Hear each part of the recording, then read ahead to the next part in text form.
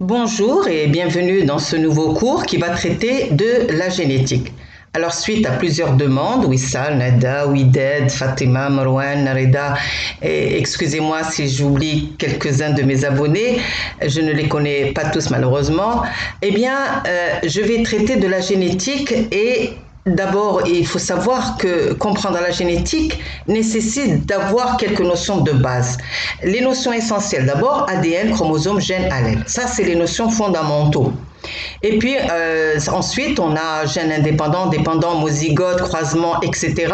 Ça, ce sont aussi des notions essentielles. Non seulement il faut les connaître, les apprendre par cœur, mais il faut les comprendre, saisir leur portée.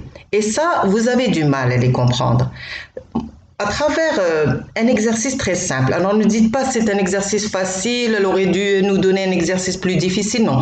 À travers cet exercice vraiment facile, suivez-moi jusqu'au bout, car je vais vous donner la méthode pour résoudre n'importe quel exercice de génétique. Les questions essentielles, même s'ils ne sont pas posées, vous devez les poser. Et ensuite, dans une deuxième partie, je verrai des exercices un peu plus compliqués, les astuces, etc., pour savoir comment répondre aux questions. Alors, autre chose, certaines des notions essentielles, je les ai déjà traitées dans des vidéos précédentes, donc je vous laisserai le lien à la fin. D'accord? Allez, c'est parti. Quelles sont les questions qui ne sont pas peut-être posées, mais auxquelles vous devez vous répondre? Premièrement, quels sont les caractères qu'on étudie? Un seul caractère? Deux caractères? Est-ce donc du monohybridisme, un seul caractère, ou du dihybridisme, deux caractères?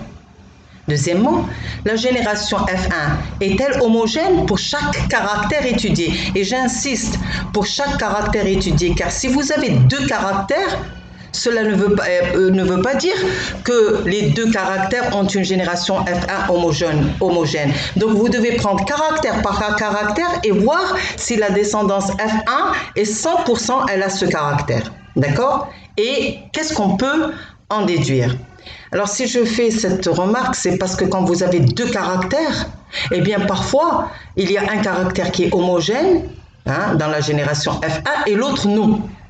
Et quand vous avez un résultat, vous avez tendance à dire que les deux caractères ne sont pas homogènes, la génération F1 n'est pas homogène pour les deux caractères. On verra ça dans un exemple, vous allez comprendre. Troisièmement, quels sont l'allèle ou les allèles dominants et ceux qui sont récessifs? Quatrièmement, comment a-t-on obtenu la génération F2? F1 avec F1 ou avec un test cross? Ça, c'est très important aussi. Cinquièmement, si plusieurs gènes sont en jeu, les résultats F2 vont-ils pencher en faveur des gènes indépendants ou de gènes liés?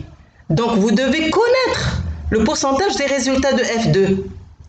Et sixièmement, que faut-il faire pour valider l'hypothèse gène indépendant? Gène dépendant, qu'est-ce que vous allez faire pour les valider? Et septièmement, expliquer rigoureusement les résultats obtenus. Pour les lois de Mendel, là, vous devez les connaître par cœur. Je ne vais pas vous les donner maintenant, je vais les donner un à un et les expliquer correctement, c'est-à-dire les expliquer de façon à ce que vous puissiez saisir la portée des lois de Mendel. On va commencer par un exercice très simple. On croise deux lignées pures de haricots, l'une à graines blanches et l'autre à graines rouges. On obtient en F1 des haricots uniquement à graines rouges. On commence par souligner, et là vous ne le faites pas beaucoup, on commence par souligner les mots-clés, les mots vraiment importants. Donc on souligne le mot pur. Qu'est-ce que ça veut dire pur? On souligne le caractère, blanche, la couleur, graine blanche, graine rouge. D'accord? On commence à répondre à la première question, même si elle n'est pas énoncée. Je le répète, même si elle n'est pas votre question. Quels sont les caractères étudiés? Est-ce du monohybridisme ou du dihybridisme? On pense donc à la question, on étudie un seul caractère qui est la couleur des haricots. Donc, nous sommes dans le cas de monohybridisme. La seconde question, la génération F1 est-elle homogène pour ce caractère? Que peut-on en déduire? Eh bien oui, elle est homogène, puisque tous les haricots ont une seule couleur, le rouge. Donc F1 est homogène, 100% rouge. Alors, pour la déduction, j'en déduis que les parents sont de race pure. Mais on l'a déjà dit, ils l'ont déjà dit, on croise deux lignées pures. Mais bon, ça c'est une déduction, c'est la première. Et la deuxième déduction, c'est que ce résultat est conforme à la première loi de Mendel. Donc on va définir race pure et on va définir un peu la première loi de Mendel. Alors, une lignée pure, qu'est-ce que c'est? C'est une population constituée d'individus homozygotes pour le gène que l'on étudie. Homozygote, ça veut dire que c'est une cellule ou organisme diploïde présentant les mêmes allèles au même locus. C'est le contraire de hétérozygote. Et locus, c'est un point précis du chromosome occupé par un gène donné. Regardons un peu la première loi de Mendel. Eh bien, la première loi, c'est celle d'uniformité des caractères à la première génération. Pour chacun des croisements de deux variétés, ne différant que par un seul caractère, l'une des deux formes parentales se retrouve chez tous les hybrides. Qu'est-ce que cela veut dire? Ce qui veut dire que la génération F1 est homogène pour le caractère que l'on étudie. Deuxième question. Quels sont l'allèle ou les allèles dominants récessifs? Eh bien, la réponse, l'allèle responsable de la couleur rouge est dominant sur l'allèle responsable de la couleur blanche qui est donc récessif. Pourquoi? Parce que la génération F1 est composée uniquement de graines rouges. Donc l'allèle qui porte la couleur, qui est responsable de la couleur blanche n'est pas apparu. Ce qui veut dire qu'il ne s'est pas exprimé. Ce qui s'est exprimé, eh bien c'est l'allèle responsable de la couleur rouge. Et on note avec une majuscule l'allèle, le symbole, l'allèle responsable de la couleur rouge avec un grand R et l'allèle récessif avec un petit r. Alors vous ne mettez pas petit b. Parce que si vous mettez des chiffres, quand vous aurez deux gènes, 4 allèles, vous allez vous y perdre. Donc, vous mettez grand R, petit r, cela vaut mieux, sauf si on vous donne les symboles à utiliser. On regarde maintenant les symboles qu'on va utiliser. Alors, il faut préciser toujours les symboles que vous utilisez. Soit l'allèle et vous mettez le symbole grand R responsable du caractère couleur rouge, etc. Et une lettre par gène. L'allèle sauvage, il est toujours en majuscule ou bien avec le signe plus. Et l'allèle récessif, il est toujours en minuscule ou avec le signe moins. Les symboles, donc entre crochets, c'est le caractère, une croix pour le croisement et 2 traits signifient chromosome homologue. Et si vous prenez par exemple grand A, 2 traits et petit a, qu'est-ce que cela veut dire? Ça veut dire que les allèles A, grand A et petit a sont chacun sur un locus du chromosome. Et donc A, 2 traits A définit le génotype. Alors maintenant, on pourra écrire le croisement. On écrit donc le croisement, phénotype parental P, 2 points, R, croix avec R, génotype P, etc. Donc vous regardez et vous mettez toujours dans l'ordre. Phénotype parental, génotype, P des parents, génotype des gamètes, génotype de F1, phénotype de F1.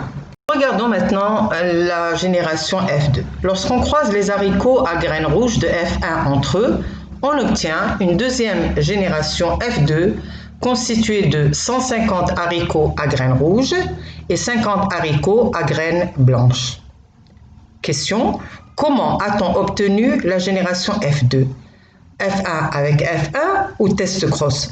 Alors cette question, on ne vous la donne pas parfois. Mais vous devez y réfléchir, vous devez y penser. Pourquoi? Eh bien tout simplement parce que les résultats vont différer selon que l'on ait un test cross ou qu'on ait F1 avec F1. On va expliquer un peu les résultats qu'on obtient en F2 dans le cas de monohybridisme. Si F2 est un résultat d'un test cross, c'est-à-dire F1 avec un P, un parent récessif qui porte les 2 allèles récessifs. Donc les proportions obtenues en F2 vont être de 1,5-1,5, c'est-à-dire 50%, 50%. Pour le cas du haricot, par exemple, 50% de rouge et 50% de blanc. Et pour F2, si F2 est issu d'un croisement F1 avec F1, eh bien, les résultats obtenus sont de 3/4 de rouge, par exemple, pour le cas des haricots, et 1/4 de blanc. Et on en déduit qu'on a alors un seul gène avec un allèle dominant.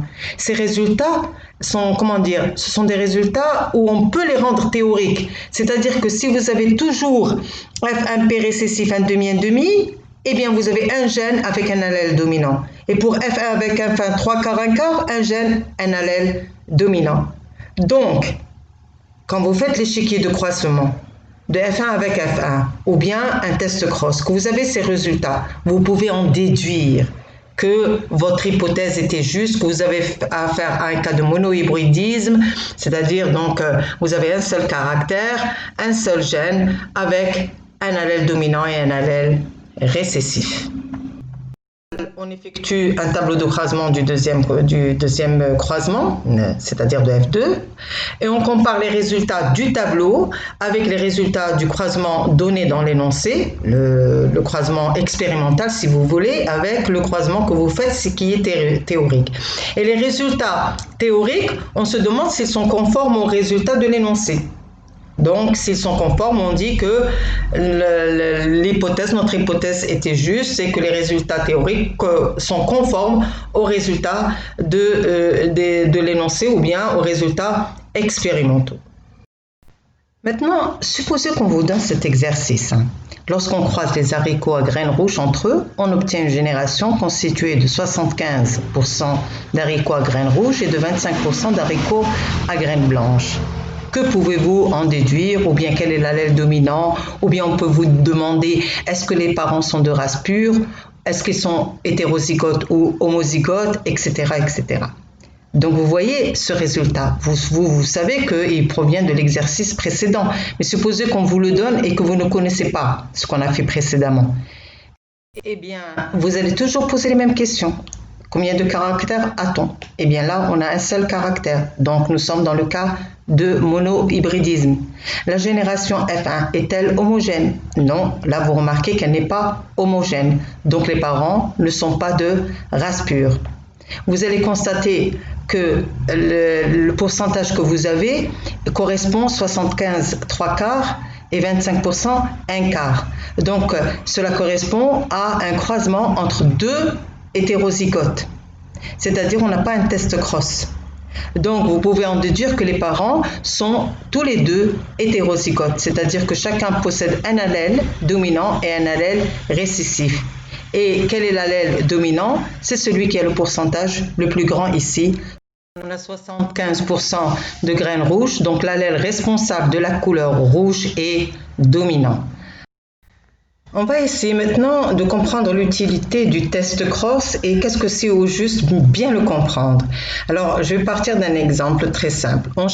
On croise le pollen d'une fleur blanche de lignée pure avec le carpel d'une fleur rouge et on obtient 50% de fleurs rouges et 50% de fleurs blanches. Alors, je ne vais pas faire le détail de cet exercice. Nous allons tout de suite voir comme ça, sans écrire, que d'abord, combien de caractères? Il y a un seul caractère. Donc, nous sommes dans le cas de monohybridisme.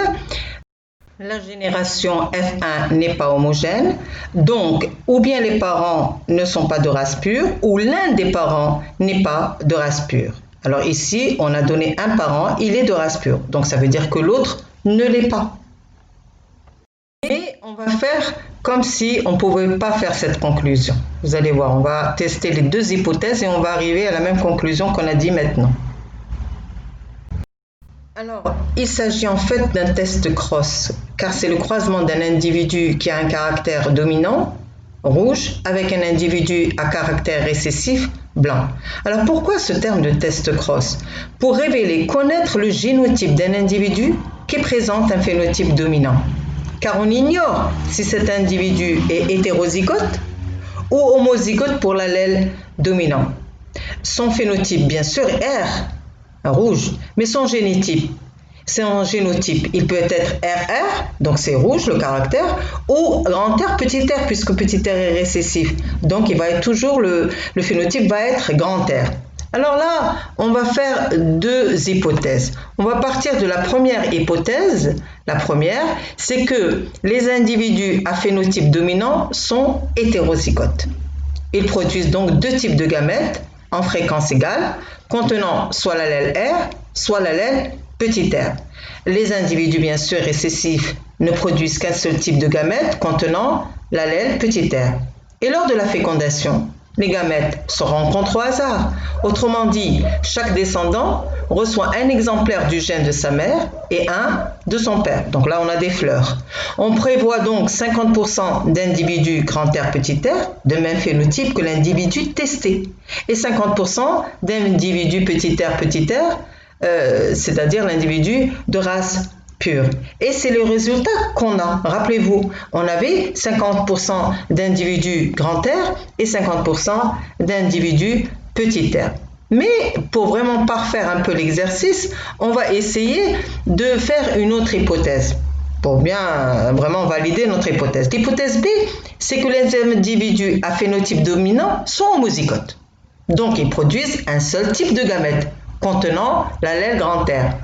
Les individus récessifs, ils produisent toujours qu'un seul type de gamète contenant l'allèle R. Ils sont obligatoirement de race pure pour ce caractère. Et d'ailleurs, on a dit qu'ils sont de race pure. Lors de la fécondation, les gamètes se rencontrent au hasard, autrement dit, chaque descendant reçoit un exemplaire du gène de sa mère et un de son père. Et donc, on aura 100% d'individus grand R, petit r de même phénotype que l'individu testé. Donc, d'après les résultats, si on a 100%, c'est que les individus à phénotype dominant sont homozygotes. Si on a 50%, dans un test Cross, eh bien les individus à phénotype dominant sont hétérozygotes. Et voilà, j'attends vos questions. Si vous avez des questions à poser, vous me les posez. Et puis, dans une prochaine vidéo, on fera des cas beaucoup plus compliqués de gènes dépendants, indépendants, gènes létaux, etc. Gènes liés au sexe, etc. Allez, donc à la prochaine. Et n'oubliez pas les commentaires, ils m'aident à vous aider. Donc, n'hésitez pas à faire des commentaires. Allez, bye bye.